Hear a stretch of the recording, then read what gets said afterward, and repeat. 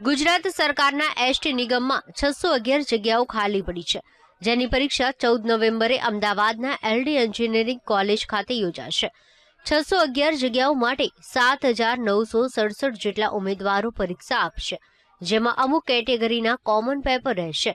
આ પરીક્ષાઓ માટે ગુજરાતભરમાંથી 12,87,000 જેટલા ફોર્મ ભરાઈ ચૂક્યા છે અને હજુ પણ વધુ ફોર્મ ભરાય તેવું લાગી રહ્યું છે।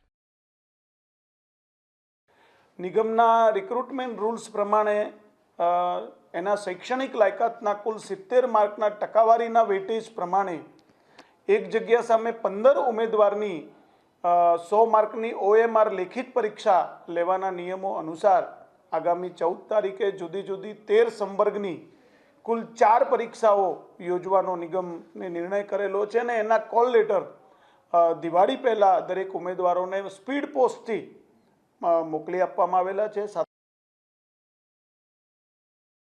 હવે એ પણ જાણી લો કે કઈ કેટેગરીમાં કયા કયા પદ માટે જગ્યા ખાલી પડી છે।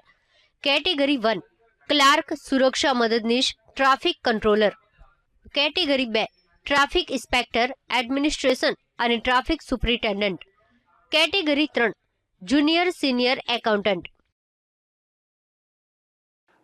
કોઈ પણ એવા કોઈ લેભાગુ તત્વોની વાતમાં આવી ન જાય અને આ પારદર્શી પ્રક્રિયામાં લેખિત પરીક્ષામાં સફળ થવા માટે પોતાની પૂરી તૈયારી સાથે પરીક્ષામાં આવે તેવી ઉમેદવારોને પ્રાર્થના કરવામાં આવી છે।